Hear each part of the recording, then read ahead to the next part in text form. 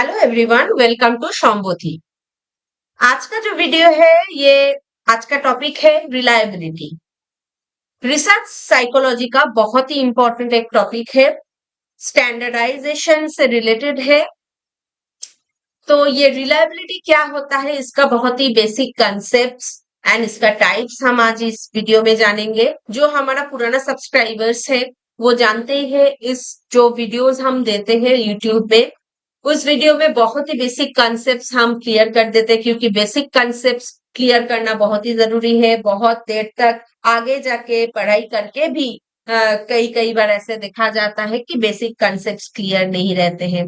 बहुत सारे इंफॉर्मेशन हम इस वीडियोस में नहीं देते हैं, क्योंकि बेसिक कॉन्सेप्ट्स अगर क्लियर रहेगा तब अपने आप ही आप लोग इंफॉर्मेशन गैदर कर लेंगे। डिटेल्ड अगर वीडियो आपका जो एकदम गाइडेड कोर्स में है, हमारा पेड कोर्स में, वो अगर चाहिए तो हमको जरूर कांटेक्ट करना। वो सीवीटी नेट सेट के लिए हम लोग क्लास प्रोवाइड कर देते हैं। तो शुरू करते हैं।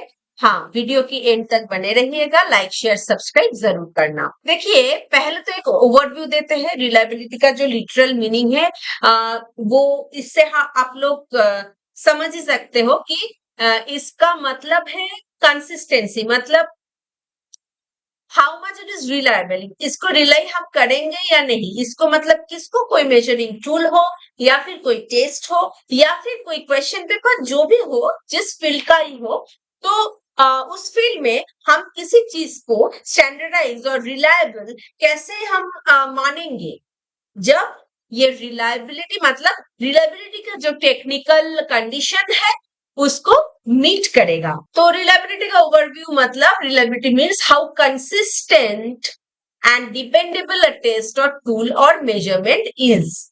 ये टेस्ट भी हो सकता है, टूल भी हो सकता है, measurement. Consistency is the key part. Okay, तो कंसिस्टेंटली ये सिमिलर रिजल्ट देंगे, ये मेजरमेंट हो चाहे ये टेस्ट हो टूल हो। अगर ये अप्लाई हम करेंगे तो डिफरेंट टाइमिंग में सेम कंडीशन में सिमिलर ही रिजल्ट पाना चाहिए, अगर ये रिलायबल हो तो। सेकंड है, if something is reliable, it gives the same result every time under the same condition. Because same condition is important, because same condition अगर ना हो तो कंडीशन खुद एक वेरिएबल बन जाता है। जो हमारा वेरिएबल का वीडियो है, वेरिएबल को लेके कॉन्सेप्ट क्लियर करना चाहते हो तो वेरिएबल का वीडियो जरूर देख के आना। अब की पॉइंट्स तो फिर क्या हुआ, कंसिस्टेंसी पहले ही पॉइंट्स में स्लाइड्स में हमने बताया। Stability over time, that is consistency तो है डिफरेंस टाइमिंग में, जब रिजल्ट आता है सिमिलर आता है, एवरी टाइम सेम आता है। स्टेबिलिटी वही है, कंसिस्टेंट मतलब स्टेबिलिटी स्टेबल, एक मतलब ट्रस्ट बिल्ड करता है। स्टेबिलिटी अगर होगा तो एक ट्रस्ट होगा, ट्रस्ट बिल्ड हो जाएगा। तो ये एक चीज है। और क्या है, ये रैंडम एरर्स को अवॉइड करते हैं। मतलब जो मेजर करते वक्त और जो कोई भी हो, टूल्स हो, जो भी हो, जो रिजल्ट देते हैं उसमें रैंडम एरर ज्यादा नहीं आता है, सिमिलर आता है सब कुछ। जो भी कुछ मतलब हमारा एक्सपीरियंस होता है वो सिमिलर होता है। तो ये की पॉइंट जरूरी है, consistency is the main point. तो हम जानते हैं कि टाइप्स में आ जाते हैं। इसका 4 मेन टाइप है, that is test test reliability, internet reliability, internal consistency reliability, parallel form reliability. इसका डिटेल में मतलब एग्जाम्पल के साथ जो मतलब इसका मीनिंग होता है उसको हम समझेंगे अगले साइड में। देखिए, तो इधर टेस्ट रिटेस्ट रिलायबिलिटी क्या बोलता है, टेस्ट रिटेस्ट, जैसे कि ये नाम से ही पता चलता है, एक बार टेस्ट लेते हैं, वो अप्लाई करते हैं, फिर से दूसरे बार सेकेंड टाइम वो उसी सिमिलर टेस्ट को अप्लाई कर देते हैं, सेम सब्जेक्ट के ऊपर सेम कंडीशन में। तो ताकि ये पता चल जाए कि हम लोग रिजेक्ट करते हैं ना, ये रिजेक्ट की तरह होता है। वो टेस्ट अगर रिटेस्ट में सिमिलर रिजल्ट आए, सेम जो स्कोर आए, वो डिनोट करता है इसका रिलायबिलिटी, कितना रिलायबल है, कितना इसको रिलाई करना चाहिए, वो बताते हैं। जैसे कि बहुत ही सिंपल एक जेनेरिक एग्जांपल हमने लाया है। देखिए, ये सपोज एक वेइंग मशीन आपने खरीद दिया। वेइंग मशीन अपने मतलब घर पे ले आए, तो अपने वे की आपका वेट वजन जो है वो वेट किया, वो वे किया डे 1 में, फिर से टुमारो वे किया, तो अगर सिमिलर रिजल्ट आए तो हम बता सकते हैं कि ये वेइंग मशीन ट्रस्टवर्दी है, दैट मीन्स रिलायबल है।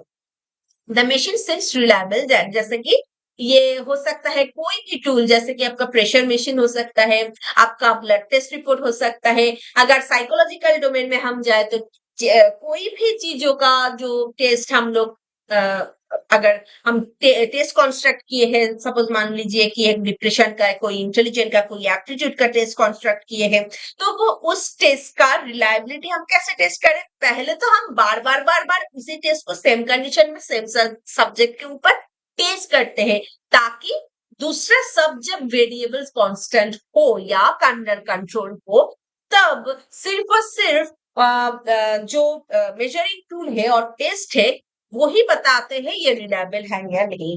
उसका वेरिएशन अगर आए, उसका मतलब इसमें कोई गड़बड़ तो है, अगर नहीं आए तो ये रिलायबल है। चलिए आगे बढ़ते हैं। ये बहुत ही बेसिक सा टाइप है। देखिए, इंटरडेटेड रिलायबिलिटी, इंटरडेटेड रिलायबिलिटी का मतलब क्या होता है? जो जब स्कूल कॉलेजेस में एग्जाम्स होता है, जो कॉम्पिटिटिव एग्जाम्स जो जो भी जब भी होता है, तब क्या होता है? तब अब आप देखोगे कि क्वेश्चन पेपर सेट होता है। ओके, क्वेश्चन पेपर सेट होता है, जैसे कि एमसीक्यूज रहता है, आपका सीयूटी हो, नेट हो, सेट हो, उसका एग्जामिनेशन में, यूजी पीजी का एग्जामिनेशन में, यू नो उसपे एमसीक्यू नहीं रहता है, शॉर्ट क्वेश्चंस लॉन्ग क्वेश्चंस मिला के रहता है, बट कॉम्पिटिटिव एग्जाम में तो एमसीक्यू रहता है। तो उसमें क्या होता है? पहले तो एक होता है जो पेपर सेटर। पेपर सेटर जो है वो तो पेपर एक मॉडल पेपर सेट किया, ठीक है? मॉडल पेपर सेट किया, जैसे कि ये मान लीजिए ये इस पर्सन ये क्वेश्चन पेपर को सेट किया। सेकंड रेटर, ये फर्स्ट रेटर हो गया, सेकंड रेटर आया, कम से कम और एक दूसरे रेटर को रेट करना ही चाहिए, क्योंकि ट्रस्ट बिल्ड होता है उससे। मतलब एक जन से भूल अगर कोई मिस्टेक अगर हो गया, सेकंड और थर्ड और फोर्थ जो भी हो, वो मिस्टेक को, वो जजमेंट को सुधर सके। ये जो सेकंड रेटर है वो आके चेक किया, जो है generally called they are moderator. Okay, question paper moderator जो बोलते हैं ना, मॉडरेटर वो होता है। तथा वो चेक किया, तो वो ही बताया, सेम जजमेंट दिया, हाँ हाँ ठीक है, इंटेंसिटी जैसे बताया गया है, जैसे सेट किया, ऐसे ऐसे डिफिकल्टी लेवल होगा, ये होगा, सब कुछ मतलब मीट कर रहा है, तो ये ओके है। ये ऐसे करके मतलब दूसरा भी और एक तीसरा भी और फोर्थ वन, फिफ्थ वन, ऐसे रेटर भी आ सकते हैं, देख सकते हैं और ओके कर सकते हैं। अगर 5 जन, समझ लीजिए 5 रेटर है, 5 रेटर अगर सिमिलर जजमेंट दिया, तो ये क्वेश्चन पेपर रिलायबल है। मतलब ये तो एडुकेशन बैकग्राउंड से हम बताए।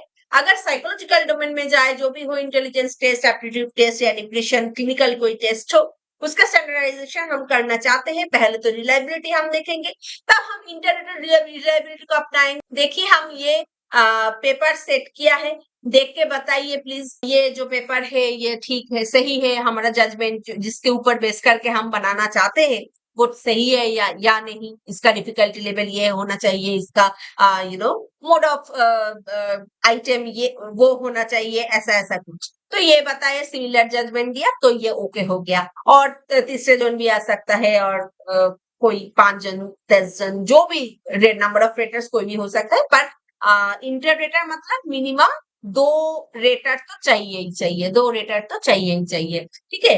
इट चेक्स डिफरेंट पीपल और raters give the same judgement. Both the teachers gave the same judgment of the paper, so the paper is reliable. Okay, internal consistency, reliability, इसका मतलब आप ये एग्जांपल से देख के समझ जाते हो कि इंटरनल कंसिस्टेंसी मतलब इंटरनल जो आइटम है, जो क्वेश्चन पेपर है हमारे सामने के टेस्ट पेपर, इंटरनल आइटम मतलब अगर हम एजुकेशनल बैकग्राउंड से हम कहे तो क्वेश्चन पेपर मान लीजिए एमसीक्यू क्वेश्चन है, ओके? तो क्वेश्चन पेपर का एवरी आइटम है, क्वेश्चन नंबर 1, क्वेश्चन 2, 3, 4, ऐसे करके बहुत सारे क्वेश्चन है, जिसके 100 क्वेश्चन है, ठीक है?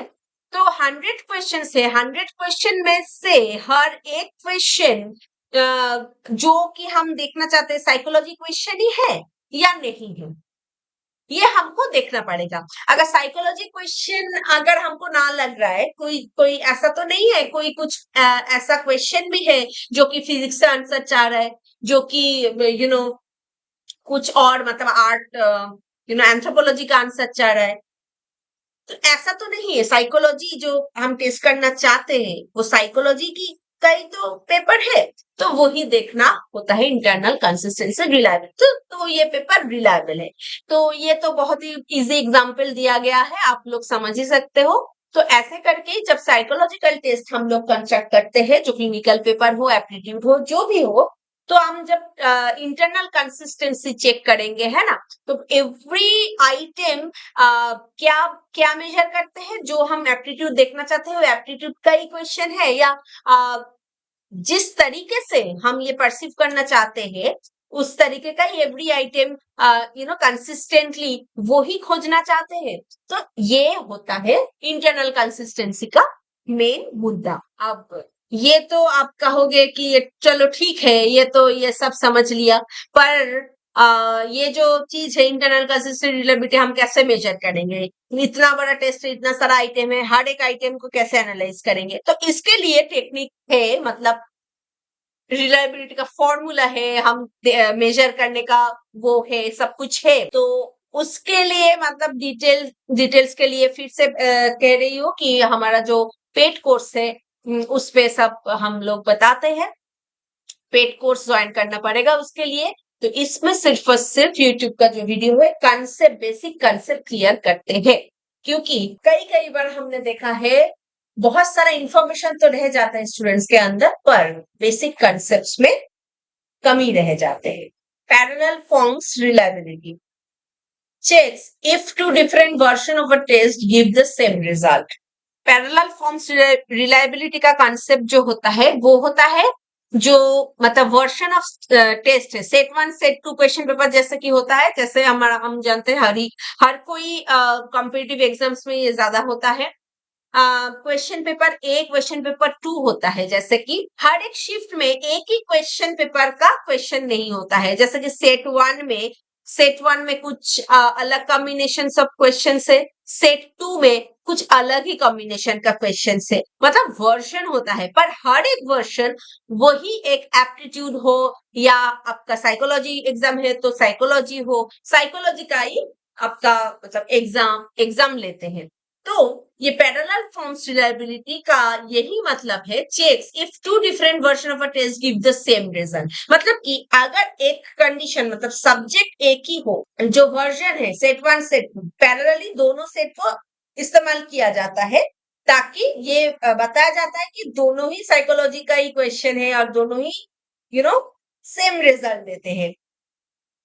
पैरेलली एग्जीक्यूट करने का मतलब होता है सब्जेक्ट ऐसा नहीं कि सेम ही टाइम में दो एग्जीक्यूटेड हो रहा है, ऐसा नहीं है, पर parallel here the parallel form means the parallel version, मतलब सेम क्वेश्चन डिफिकल्टी के साथ साथ जो पैरेलल वर्जन में आता है क्वेश्चन पेपर, वो क्वेश्चन पेपर किया जाता है, मतलब set one set two A B C जो भी हो वर्जन मतलब सेम ही है, वो पैरेलल और equivalent form of question paper को लेके रिलायबल क्वेश्चन पेपर को लेके एग्जीक्यूट किया जाता है, ताकि ये पता चले सेम ही सब्जेक्ट डिफरेंट वर्जन के लिए सेम ही रिजल्ट दे रहा है या नहीं। ऐसा तो नहीं है फर्स्ट वर्जन में ये स्कोर किया 100, सेकेंड वर्जन में 10, अगर ऐसा है तो कई मतलब हमको देखना पड़ेगा, गड़बड़ तो है, मतलब ये तो रिलायबल नहीं है। सेम ही सब्जेक्ट डिफरेंट वर्जन में डिफरेंट रिजल्ट दे रहे, ऐसा तो नहीं हो सकता है। देखिए अब तो मेन जो 4 टाइप ऑफ रिलायबिलिटी वो हम बता चुके हैं, उसका कंसेप्ट हम क्लियर कर चुके हैं। तो अब देखेंगे क्यों रिलायबिलिटी इंपॉर्टेंट है। पहले तो ये helps is accurate decision making में हम काम में आता है, मतलब कि जो टेस्ट कंस्ट्रक्ट किया वो सही है या नहीं, मतलब ये स्टैंडर्डाइज हम कह सकते हैं या नहीं। इसका मेजर सिर्फ और सिर्फ रिलायबिलिटी नहीं है, वैलिडिटी और भी है, मतलब ये सब छोड़ के जब जब हम सिर्फ रिलायबिलिटी का इंपॉर्टेंस जान रहे हैं, तब हम रिलायबिलिटी को फोकस करेंगे। Helps in accurate decision making, it ensures fairness in exam and job tests. ये फेयरनेस को एंश्योर करते हैं, मतलब इसको फेयर टेस्ट हो रहा है या नहीं, रिलायबिलिटी चेक करके हम लोग बता सकते हैं टू सम एक्सटेंट।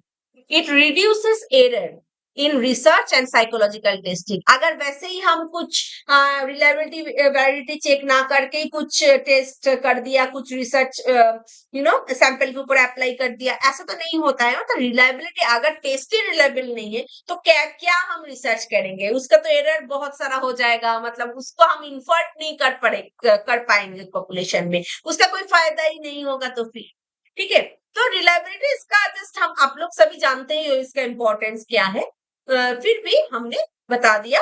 तो आज के लिए इतना ही।